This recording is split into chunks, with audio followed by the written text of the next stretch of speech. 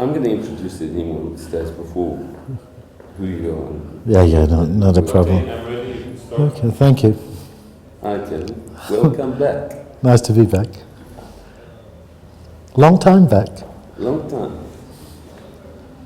26 years we're working now together. Unbelievable, huh? Yeah. Unbelievable.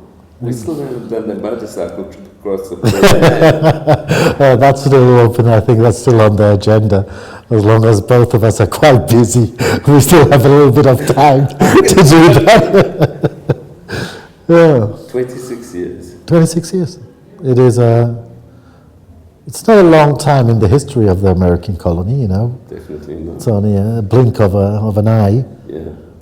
But for mankind, or at least for me, it's quite a long time already to be involved in an institution and to be part of shaping it and trying to advise it and helping it. And I think the best part is because I was living here 7 years and running it, makes it sometimes a little bit easier, depending on mentalities and how things sometimes work in this area. And we both had a surrogate mother here. Absolutely. Val was our mother, our mama. Oh yeah, more than that. She was a friend, she was a mother, she was my boss. She was a lot in one person. And I owe her a lot. And I'm trying still to give something back from that into this operation. Part of my lecture, I'm going to dedicate to Val. The lecture, I'm going to say it's dedicated because I think I learned from her, as well as all the Swiss experts, but I learned from Val many, many things. I think all of us. I think she was a lady where she had a broad knowledge, she had a respect. She had a hard head. If she wanted something, that we know. she would push it through and try the best, but no, an absolutely pleasure to work with a grand old lady like that. And I think all of us who lived with her, worked with her, took a lot with us, no doubt. It guides me. Believe it or not, I've got one picture in my office of family. It's Val and myself. I believe It's taken in this corner here. I believe you. I think it was amazing. We had a great relation, us two. I was then 33 years old as I came and take over the colony for 7 years and running the operation. And it was different than today, of course. Today we're sitting in a board, we're having financial guys, we're having legal advice, we're having all of that. And at that time, a lot was done,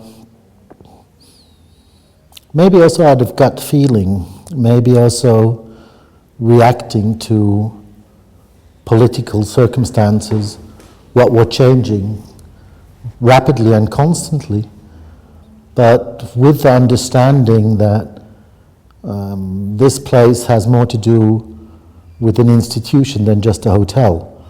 It had to serve, and it should serve in the future and now, different means. And I think that understanding what we had was very deeply embedded into us. And we also had times where we said, we're not going to read newspapers and not going to watch news because it could influence what we really believe in because of a momentum in the area. And we try to avoid it sometimes. We said different times are going to come, different people are going to come, but what are we going to do with this 11 dunums of land, with our buildings, and what are we standing for? And I think that was really the most interesting part to discuss with her and create with her. Absolutely. And it's amazing, she was open, huh? Val, completely open. Yeah, new things, new ideas, and completely open. she was not defending, tradition, not stubborn at all, Yeah, amazing. And I think that was one of the major parts I really respect her for, Absolutely. We all, I'll never forget when we were doing the new wing, when she said, "Oh, Michael, how can you have a bath without a place to put your gin and tonic?" It's her. So every bathroom has a place to put the gin and tonic. But that's well, but she thought about buildings differently. She had a very intuitive feel for what people needed. Oh yes, I'm sure you remember, when we did the Palm House Garden, what really was a shrubbery was also a little bit a non-touch zone. Exactly. Because I had a family history. Yeah, exactly. And then as we came up and we said we should integrate it, we should do something out of it, but we should respect it. It still should have that garden feeling, but it also should be woken up and bring to life. And how long it took us till we got that gazebo shape, and we said, listen, this could fit. It's also a little bit what it was before and all of that. And without moving a tree? No, and we didn't move it. It was very respectfully done. And she was the first one who said, you know what, let's try. And you know something, I remember the resistance to it at the time, because we're talking Jerusalem, when was it, 25 years ago? Yeah, 26 years ago. Actually, Jerusalem, as I remember, you couldn't sit outside in summer without having a sweater or something. And kind of you understand that there was going to be a global warming, I think. I think you brought it on. No, I think as half Irish, I knew you can warm yourself with 2 drinks. I think climate. Yeah, I think climate is changing, but I also think through that people have the desire in Jerusalem to be outside for the short period they get. We have great summers, all of that, but we have cool nights. Yeah. But we also have a little bit miserable winters. Yeah. And you want to sit outside if you have the opportunity and enjoy it, You saw it in the courtyard. The courtyard is a protected area. Yeah. And people love to sit outside. Okay? Yeah, sure. That means it is transforming it into different areas. Well, I think in terms of gardening, which is Val and Paul, Jurassic Park, I heard it too. You'll never forget that. Moving out those chillers out of the East House garden, those huge gardens, and creating that wonderful hidden secret was amazing. The little alley, do you remember the alley? Absolutely. What do you think about the hotel when you look at it today? You've got a long perspective. You've done Giverola afterwards, now in Zermatt. You've been all over the world. What do you think where the American colony is today? You see, I still think it's a very unique place. It should serve more than only the purpose of a hotel, that's one. But also thanks to you, I think the respect for the buildings, also with going on comfort, on new technology and bringing it in, I don't think we jeopardized anything of the historic part and the respect of it. Yeah. And I think that is really, really important to it. I don't say it's a perfect hotel. It's far away from a perfect hotel. Yeah. I don't say it is a hotel easy to manage. Yeah. It's far away from that. Yeah. But is it a hotel what people will remember when they stayed here? Is it a hotel what carries a living history with it? Is it a hotel where people meet and talk? Oh, yes. Absolutely. Oh, yes, very far so. That's one of the central parts of the talk I'm going to give as serendipity, where people meet by accident. Yes. In the passing time. I think that's the beauty of the place. I think it's the beauty of the place, and I also think the beauty is to experience this hotel. Yeah. It is not a one box, you walk in, and it isn't. You have to stroll around, you have to be a little bit poking your nose into gardens. Exactly. You have to stroll around. But I think surprises. It is surprises. Every corner surprises you. But also it surprises you that it's not perfect. That's what I love. Yeah. That's what took me a long time to work at. And I'll tell you a very interesting project that we did together. And I don't know if you remember, we were stuck with the new wing. What to do with it? It was this modern building that was built during the Jordanian time. Yeah. You were in your bathtub in Florida, and you called me. I've worked it out. Do you remember? Yeah. You worked it out in your bathtub, and you called me that afternoon. And we had to strip perfect plaster to make it into bad plaster, to integrate it with... because it was such a stepsister to the main building. It was one of the most difficult projects. And what you did didn't fit. Helped the project fly by the historical elements there. I think the historical elements, and I don't think you can adjoin something what looks perfect to something what is grown historically. It doesn't go. It is still not a part integrated of the American colony, but you see it's a new part of the hotel what was built 40 years ago, but at least it is as unperfect as the rest of it. You know, Exactly. it sounds ridiculous if you talk about it with somebody, but I think that's one of the major keys and decisions what we made then. We changed the floors, we acided them, and we said they have to have molds and they have to fit in. But also the theming, with your idea said, let's give a story to each level and respect the Swedes, Lawrence of Arabia, Allenby, and that. And by bringing that setting, it was easy to deal with that, because it was a very difficult project. Yeah, but I think, you see, the fundus what we have on history, we see it today. We had a board meeting. It always comes back in. You know, it's always a part of our decisions. Look at the Palm House today, at the pictures, at the frames, and at the history, at the archive, what is being brought in. And I think you don't have to be old-fashioned to bring in those elements. Those elements are part of the living history of this hotel. Don't be afraid of it. Try to bring it in and do it respectfully. And I think that is a very, very important part to it. Tell me something, what we spoke about, this push always to designing hotels, it's coming backwards to like something more authentic, it's connected to social movements. You see, I think it really depends also on the hardware. If you can build something from scratch today, okay, you can make it, modern and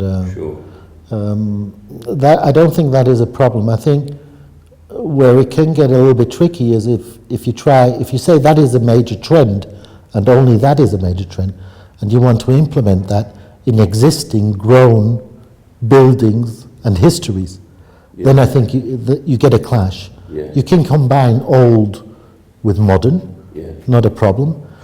But I don't think modern is the only key in hotel architecture. Design is not the only key in architecture. I think feeling comfortable is one. I think space is a luxury, like the gardens of the American colony. I think also coziness and human touch, unperfectionist, is a part of it. I don't mean bad quality service or food or nothing to do with that, but I think humans are also not perfect. And if I look sometimes at design hotels and I see people walking around, the most disturbing part are the human beings, because they're not perfect and the surrounding is perfect. And somehow that, to me, it can clash if it goes too far. How was the opening of your new room? I was happy to be No, it was okay. It also took quite a time to... You were sweating at the end. Yes, to find also the themes and everything, because the grand old lady I'm allowed to manage now for 6 years has also a history of 165 years. And of course, with the architects, with the interior designers and everybody, it is always a long discussion, and we know each other long enough that it takes a while to get used to me, to my stubbornness if I think it's wrong, and I need a certain time to digest a project on paper, to look at it. I need time to step back and as usual, yeah, we changed quite a lot from the first drawing to the last one, but it's very, very successful right now. Yeah, it's working. It's working fine.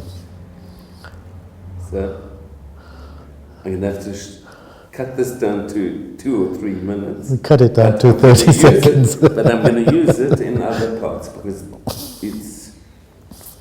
I've had the privilege of working with you and JJ and Val.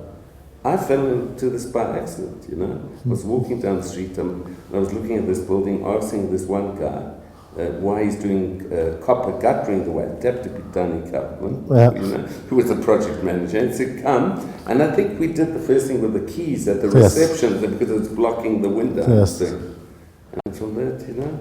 No, it's a development, and it's also, you know, I think when you did a lot of things together, it is a technical aspect to building, but it's a very big proportion of human aspect.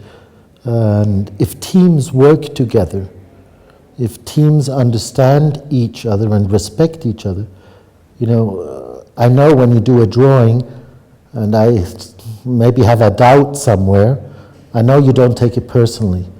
You know me long. I was allowed to check myself once you. You know, and you know, it is not against you. It is something where I still don't feel comfortable with. Absolutely. And it's the same on the other side. If you tell me, listen, this is technically the only way we can solve that problem, then I know you went through many layers till you tell me that. That means it has a trust, it has an understanding, and I think that is really that's what important, you know. Today. Yeah. That was definitely a synergetic meeting. Yeah, I just was looking, I could see you already had worked out where it has to go. I could see on your face. Yeah, I feel comfortable much more. 100%. You know, I didn't feel comfortable with the master plan. Yeah. But that was not a secret. Yeah. But we went from that tower. It is. I will show the audience where you said, come. They thought you were crazy then. So let's chop off that part and build a town thing. We did those skylines. In fact, let's come back to that. We're there. Yeah. We're there. And it was a really interesting process because that guided me all the time. No, I also said, I had a comment too of the board today, and they also said, it's going back, huh? Are you happy? I said, well, it's not me, I'm not. It's your property. Don't blame me. But I think it was a very interesting process. Yeah, I think but I also think it is really the right direction, what I think, you know. I've got no doubt watching it. How long have we been working on that? 12 years? 12 years. 13 years, yeah. And it's gone around. And the master plans can still be in the background there. 50 years' time, they can re-look at it and say, no, this was trash. But I think it has to be like that in this property because the next generation is going to come on the board. If I see those men and women today, you know, we're not going to give them a finished product. Yeah. You know, they're going to inherit it. They've got to have their fun as well. They're going to inherit something where they're going to work on for the next 30, 40, 50 years as well. So where do you think it'll be in 40, 50 years? Just throwing out something. Maybe be a university? No, I don't think so. I think it's going to stay in the hospitality business. Yeah. I think it is going to be a different surrounding around us. I think it's going to stay an oasis in the middle of a bubbling city because we know that the gardens are a USP for us. Yeah. We're not making money out of every square meter and building rights and everything. Yeah. And I think that value of having an oasis in a bubbling city like Jerusalem is going to be worth more and more and more and more. And I think that's going to be the right direction for the next generation. Should go that way at least. Yeah. All right. Fantastic. Michael, that's a great idea. Thanks very much. Thanks for everything. You too. Okay, 1 minute. I just need listening. I don't know this listening. I don't know something to do with that. Well, I'm used to it at home. You're well practiced. Absolutely. Absolutely. I need to be serious for 1 minute. You've got to be serious. He's got to be serious. Very difficult. No, but it's going to be interesting. Yeah, it's been out of it what I want to in my lecture. And there's just three of us. There's Safti, myself, and this other artist from New York. Okay. And the title is Serendipity. It's the accidental meeting of people. It's one of the beautiful things of life. I came up the bus from Tel Aviv to Jerusalem today. Started off at the seat, and I left early this morning. It ended me being harassed at the central bus station here by 5 guards wanting to arrest me. Okay, let's do this. No, but it's also amazing, you know.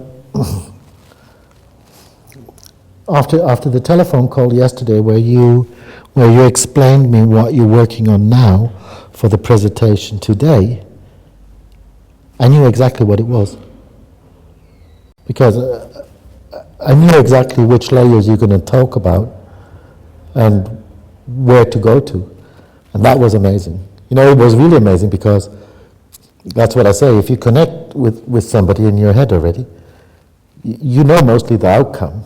Okay, I do it the different way. I invite you to Spain and I have something in my head and you have to bring it to paper. This time it was vice versa. But I generally think this one's going to fly. I generally think this one's